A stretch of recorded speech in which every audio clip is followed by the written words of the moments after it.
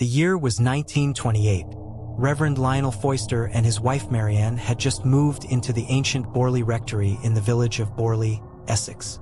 Little did they know, they were about to experience one of the most infamous and terrifying hauntings in British history. From the moment they arrived, strange occurrences began. Loud footsteps were heard on the stairs and in the hallways when no one was around. The mysterious sound of a coach being driven up to the rectory echoed through the night, even though no vehicles ever appeared. Lights flickered and doors slammed on their own violently enough to rattle the walls. Marianne was the first to witness the full horror of what dwelled within those walls. One night, while alone in the nursery, she watched in terror as a ghostly nun suddenly materialized and glided across the room before vanishing into the wall. The apparition's face was twisted in an expression of anguish and torment, her empty eye sockets burning like smoldering coals. The hauntings rapidly escalated in frequency and intensity. Bells rang inexplicably at all hours, the clanging peal shattering the silence. Furniture shook violently as if gripped by unseen hands. Chairs toppled over, tables slid across floors, and lamps crashed to the ground, shattered into pieces. Objects levitated and flew across rooms, narrowly missing the terrified occupants. Marianne was locked inside the upstairs rooms, as if by an invisible force, her screams for help unanswered as she pounded helplessly on the doors. Lionel, too, experienced the wrath of the malicious spirits. He was attacked by unseen hands that wrenched at his body, tearing at his clothing and leaving deep scratches that oozed blood. One night, he awoke choking, pinned down by some sinister force that gripped his throat with icy fingers. He could feel hot, fetid breath on his face as he struggled in vain. Desperate, they invited the famous paranormal investigator Harry Price to study the rectory.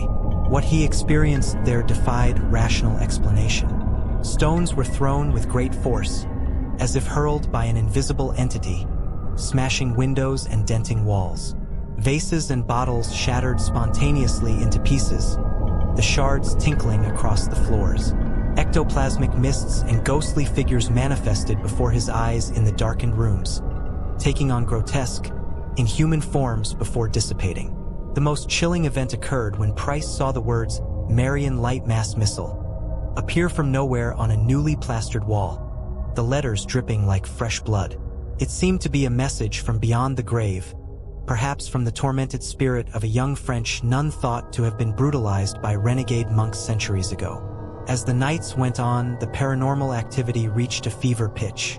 Unearthly howls and demonic growls echoed through the rectory, the sounds inhuman and bone-chilling. Marianne awoke paralyzed, feeling a ghostly presence pressing down upon her, icy hands gripping her throat.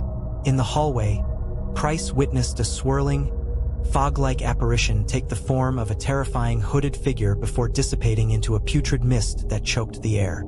Desperate, they sought the guidance of occultists and mediums, but their attempts to rid the rectory of its malevolent presence were utterly futile. During one seance, a medium was thrown across the room by an invisible force, her body grotesquely contorted. Another shrieked in terror, claiming to have made contact with a demonic entity that poured forth blasphemous profanities. The hauntings reached such intensity that the Foysters were eventually driven from the rectory in a state of trauma and terror. Marianne was a shell of her former self, her nerves shattered as she raved about the burning eyes of the spectral nun. Lionel aged decades in the span of a few months. His hair turned white from the extreme stress and his eyes haunted. Borley Rectory was abandoned, left to the dark forces that still linger within its walls.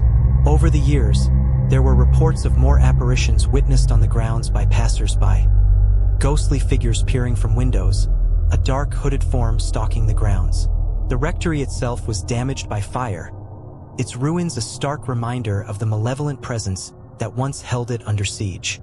To this day, the true identity of the vengeful spirit that tormented its occupants remains a mystery. Was it the ghostly nun witnessed by Marianne, or something far more ancient and sinister?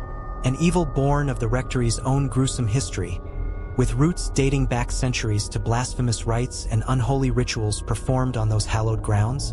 Whatever dwelled in Borley Rectory was powerful enough to nearly drive those who experienced its haunting into the abyss of madness itself.